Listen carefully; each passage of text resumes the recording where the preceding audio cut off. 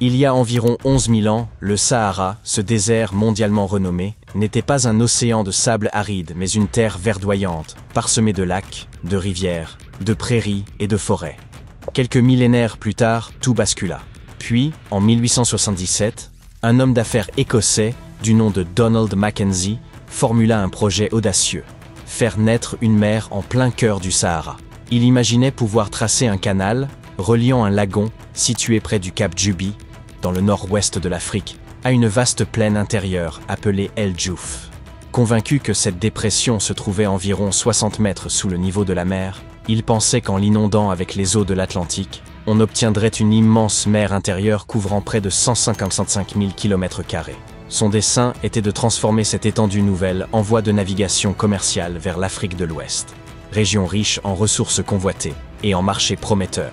Bien que Mackenzie n'eût jamais foulé le sol saharien, il s'appuyait sur des lectures concernant d'autres zones désertiques situées sous le niveau de la mer, comme en Tunisie et en Égypte, où l'on trouvait des lacs salés nommés Chott. Mais l'entrepreneur s'était trompé sur l'altitude réelle de la plaine, et, faute d'investissement suffisant, son projet ne connut pas de suite. Un an plus tard, un géographe français, François-Élie Roudère, épaulé par le diplomate Ferdinand de Lesseps, célèbre pour le canal de Suez, conçut une idée comparable. Roudère puisait son inspiration chez l'historien grec Hérodote, qui mentionnait le lac Triton dans ses écrits.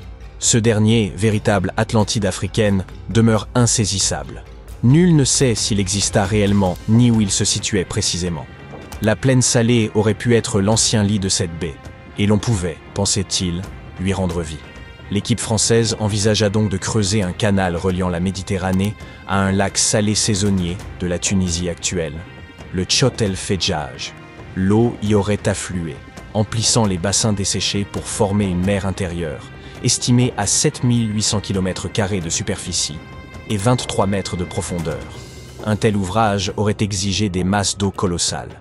Mais ses partisans rêvaient d'un désert métamorphosé en jardin fertile, d'un climat adouci et de pluies accrues.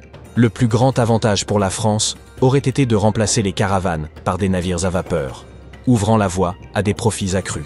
Le coût du projet équivalait à près d'1 milliard de dollars actuels, soit environ 30 millions en 1878. Toutefois, certains redoutaient que cette mer nouvelle ne favorise la prolifération de marécages infestés de bactéries nocives. Et lorsque les autorités françaises constatèrent que de larges portions des terrains concernés n'étaient pas situés sous le niveau marin, elles jugèrent l'entreprise irréalisable et l'abandonnèrent tout simplement. Certains allaient jusqu'à redouter que de tels projets puissent incliner dangereusement l'axe terrestre, ou bien refroidir l'Europe au point de provoquer une nouvelle ère glaciaire. Pourtant, l'idée persista et, plus récemment, l'Égypte envisagea d'inonder la dépression de Qattara, située dans l'est du Sahara, en y amenant l'eau de la Méditerranée par un canal ou un réseau de tunnels. Dans un climat désertique, l'eau se serait évaporée rapidement, mais un équilibre maîtrisé entre l'afflux et l'évaporation aurait permis de générer d'immenses quantités d'énergie hydroélectrique. Toutefois, comme le projet supposait de recourir à des explosifs nucléaires pour creuser le canal, il ne vit jamais le jour. Jules Verne évoqua lui aussi cette ambition dans son ultime roman, L'Invasion de la mer, publié en 1905. Dans l'ouvrage, les savants renoncent à leur plan de transformer le désert en mer, mais un séisme accomplit ce dessein à leur place.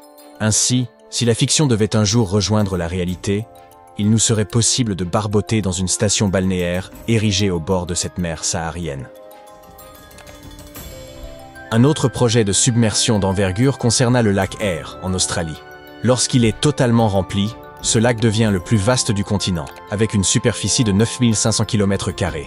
Mais un tel phénomène ne survient que quelques fois par siècle. Quand il est plein, son eau présente une salinité comparable à celle de la mer, et à mesure qu'il s'assèche, elle devient encore plus salée. L'idée fut donc avancée d'y faire parvenir l'eau de mer par un grand canal ou un pipeline, afin d'accroître l'évaporation et, espérait-on, d'attirer davantage de pluie dans les régions voisines. Or, les calculs des scientifiques révélèrent que l'augmentation des précipitations serait minime. La difficulté réside dans le fait que le lac Eyre se situe en contrebas du niveau marin, dans une zone accablée de chaleur, où l'évaporation annuelle est considérable. Le sel s'accumulerait ainsi très vite, risquant de bloquer le canal. Même si un vaste conduit parvenait à alimenter le lac et à créer une petite mer, l'absence de mécanisme d'évacuation ferait s'y entasser chaque année des masses de sel colossales. En 1930, plusieurs scientifiques britanniques proposèrent de libérer 260 000 km² de la mer du Nord de son eau. De gigantesques barrages devaient en contenir les flots, tandis que les rivières s'y jetant seraient détournées par un réseau de canaux. Un chemin de fer relierait Londres à Berlin, et un pont franchirait la Manche. Londres et Anvers conserveraient leur accès maritime, mais Rotterdam perdrait son port florissant. Ce projet ne vit jamais le jour, pourtant, bien plus récemment, un chercheur néerlandais et un chercheur allemand relancèrent une idée analogue.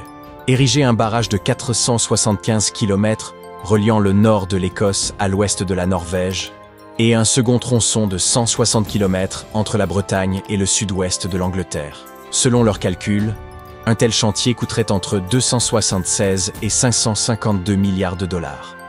La somme est colossale, certes, mais elle pourrait protéger près de 25 millions d'habitants répartis dans 14 pays européens contre la montée des eaux. Échelonné sur 20 ans, ce budget représenterait à peine plus de 0,1% du PIB combiné de ces nations. Et bien que ce plan paraisse relever de la science-fiction, la technologie nécessaire existe déjà. La profondeur moyenne de la Manche n'excède guère les 100 mètres entre la France et l'Angleterre, et celle de la mer du Nord avoisine les 130 mètres entre l'Écosse et la Norvège. Or, nous savons construire des plateformes fixes à plus de 500 mètres de fond. En théorie, le projet serait réalisable. Il transformerait cependant la majeure partie de la mer du Nord en un vaste lac, privé de marée, bouleversant radicalement son écosystème. Le transport maritime y deviendrait plus onéreux. L'industrie de la pêche subirait des pertes immenses. Et il faudrait ériger des pompes gigantesques pour rediriger, au-delà du barrage, l'ensemble des fleuves qui se jettent aujourd'hui dans cette mer.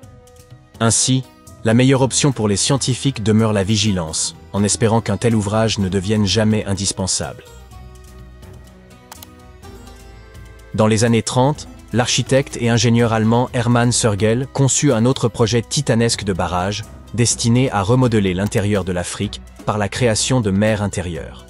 Il s'agissait d'ériger un gigantesque ouvrage sur le fleuve Congo, à l'endroit où il traverse des vallées profondes et étroites, après sa confluence avec la rivière Kwa. Le barrage formerait un lac immense, plus vaste que les États de Californie, du Nevada et de l'Oregon réunis. Une fois rempli, ce lac se déverserait dans l'Ubangi, qui à son tour alimenterait le Tchari, l'un des affluents du lac Tchad. Celui-ci retrouverait alors une taille comparable à celle qu'on lui attribuait 10 000 ans auparavant. Les eaux s'écouleraient ensuite à travers l'Algérie et la Tunisie pour rejoindre directement la Méditerranée.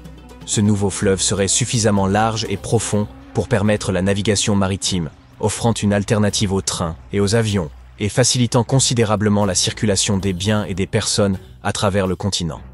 À cette époque, l'on se préoccupait fort peu des dommages possibles pour la nature et l'on mettait surtout en avant les avantages économiques d'une telle entreprise.